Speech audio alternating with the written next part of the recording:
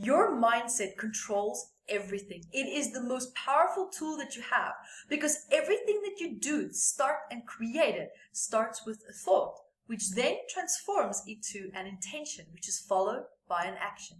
Now, it is how we bring life to our desires. And the same process can also work against you if you don't know how to fully tap into the power of your mind. Stay tuned.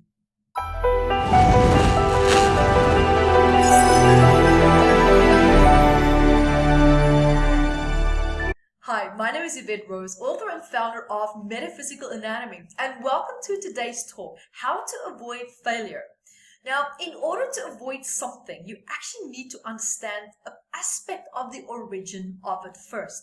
Because fear of failure is a strong emotion, because it can actually lead to feeling like rejected, not good enough, not accepted, humiliated, and the list can go on. So what happens when you feel fear of failure? Right? The fear can be so strong that it brings you right into the present moment. Now, having said that, just putting that aside just for now, we will touch back on that in a minute. Now, when you have a thought, you create an intention with a desired outcome, and then action follows to bring you this intention into reality. Now, thought-wise, it seems like, a simple process, right? But that is because you've been doing it without conscious thought your entire life. Now, what if you are more conscious about your thought process and your emotions and the subconscious motivating needs behind your intended goal? You see, there is a lot more happening than just a thought and then an action. Consciously, you might not think this is a big deal, but actually it is, and here is why. Everything that you think of, especially if you energize a lot, with an intended action, then you think about it, right? You anticipate how things can play out, you try to predict an outcome, and of course you want the outcome to be successful. And then you start to envision that. Now, what you're doing is that you are now a lot more conscious with this thought process as you now have an emotional investment in the outcome. So your conscious focus is now more aligned with your intended goal. Now, despite your conscious focus on the thoughts that, for example, hold towards your intended goal, what you are not conscious of are the implicit memories that are now being triggered in your subconscious mind. And these memories are also now being dug up by your subconscious mind when you think about certain actions that you need to take. So, it brings up deep emotions as your subconscious mind is now actually comparing this conscious thought and the emotions that come with it with older memories that are not triggered, which are not always necessarily accessible through conscious awareness and also conscious thought. However, your emotional body is also aware of that. And when this implicit old memory that is now connected to an emotion that you feel towards your intended goal is triggered, your emotional body will now biochemically relive certain emotions connected to the old memory. So, you might feel emotions start to come up in the form of fear, right? Which actually is a result of an old implicit memory that your emotional body is reacting to, instead of you consciously remembering what the old memory was.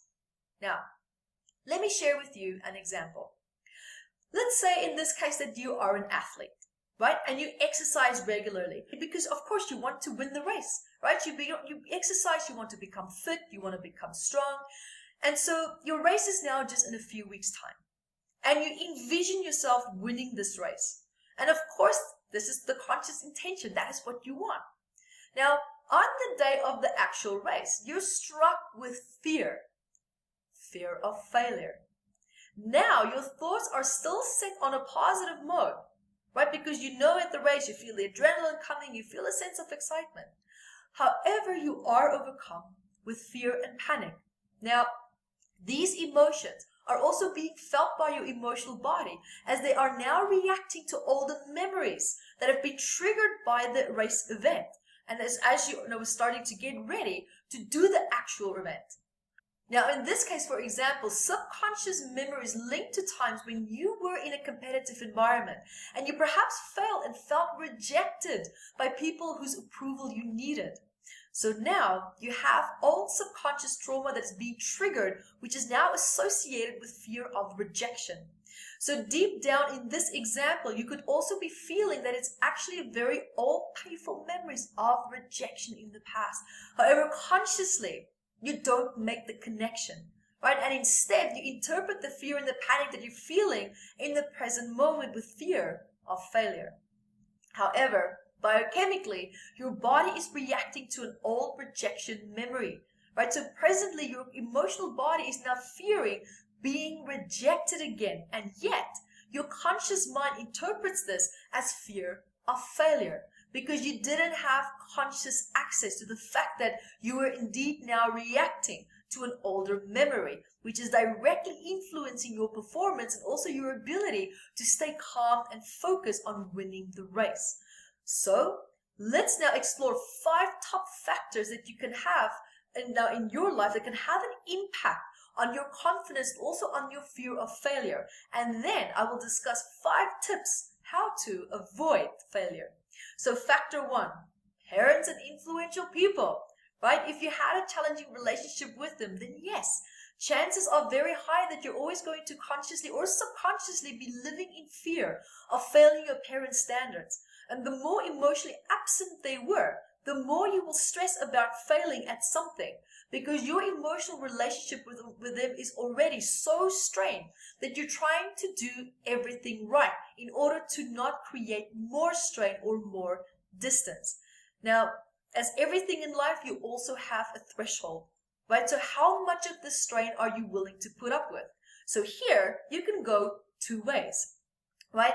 One is that you can continuously and work relentlessly very hard and succeed at everything that you do.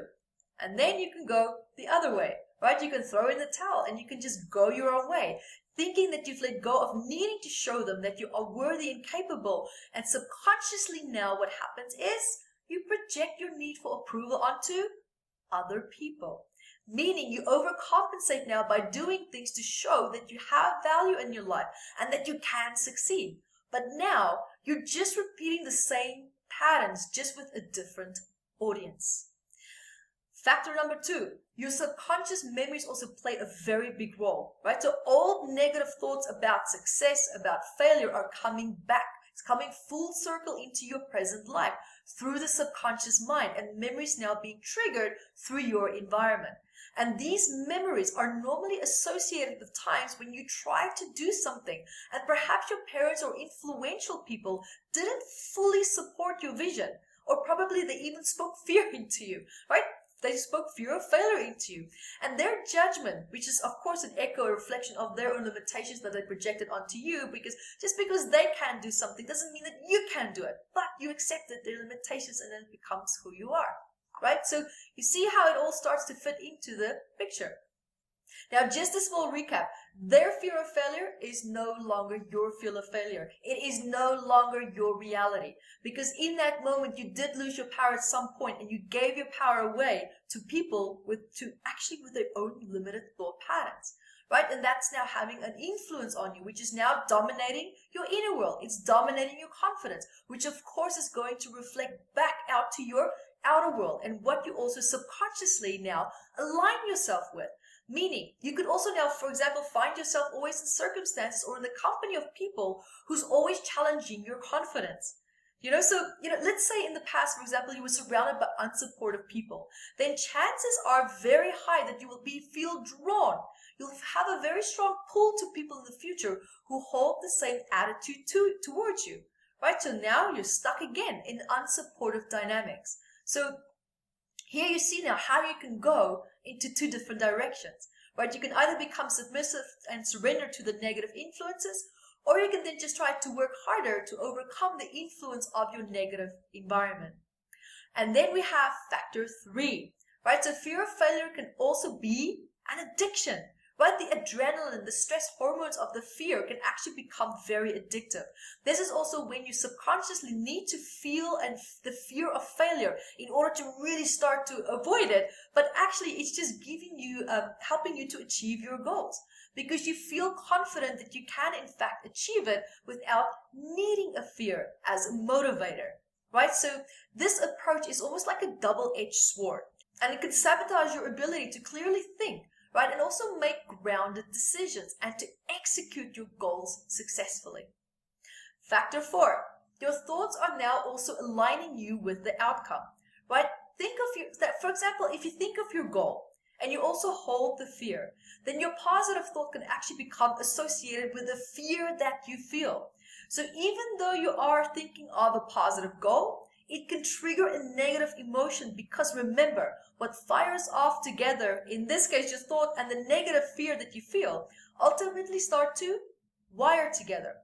It is also very highly recommended here, if this really resonates with you, I would highly recommend that you watch my video, Psychology of Successful People, here on my YouTube channel. And also there I will dig a lot more into the factors of, what is the psychology and the trauma and the patterns behind what makes successful people successful. And so now, factor 5, making poor decisions, right? So there's an art to making decisions, especially based on emotional clarity. And now, because you're in this case trying to overcompensate for something, these influencing factors are just a few from a long list. And so now for the 5 tips to start avoiding failure. Tip 1, allow your emotions to come and go. Observe them also closely as well, especially strong reactions that you might have. They are there for a reason. However, not always the reason why you think that they might be there. So in most cases, strong emotions can also be felt in your emotional body as a result of just old trauma and old negative experiences. So if you feel the negative emotional reaction in your heart, for example, then in most cases, it can actually be an old subconscious memory that you are reacting to. And if you are feeling the stress in your gut, then perhaps look a little bit closer at the situation, as your intuition could actually be trying to get your attention to a certain matter that relates to your intended goal. Now, I would also highly recommend that you go through my emotional healing guided session to help you to resolve any emotional blocks that you have or any fears associated with failure as well. And you can find that at guidedhealingsession.com. Now, another tip here that I have is give yourself a second, a third, a fourth chance, right? Try again. Don't limit your attempts. Now, failure doesn't always necessarily exist. It's the feeling of failure that shows you only a different strategy is needed. Another tip is make sure that you are really truly in alignment with your goal, right? Meaning that you are not trying to achieve it to prove someone or something wrong, or to fix a past regret or mistake, right? So your intention behind your goal will have a tremendously big influence on how strong the foundation of your intended success will be. And if your motivation is really truly positive, then you will have a strong mental and emotional foundation to build your sustainable success on. Now, another tip is know that who and what you are is good enough. Right? Be mindful that you don't have an attachment to your self-worth. For example, that you're attaching your self-worth to the outcome of your goal. Right? You will only create even more fears associated with failing. Because now, it's not about fear of failure anymore. You have a fear of damaging your self-esteem and your identity. Now, another tip is see your goals as an action that you want to take or to create a desired outcome instead of tying it to your happiness. Meaning, I will only be happy if I achieve this or that, right? So I'm sure you can relate to that, right? So your happiness should be strong and very independent of a desired goal. So achieving a goal should complement your state of being and happiness. The last tip is that your goals should be in alignment with you and not because you are trying to prove someone wrong, right? So manifest, create, and work and project from a place of confidence, right? And not from a wounded mindset. And guys, that is what I have for you today. So stay tuned on my YouTube channel at evettevideos.com. Catch me on Instagram, Evette Rose with the digit 1, and also on Metaphysical Anatomy and Facebook fan page. And until next time, be the light that you are.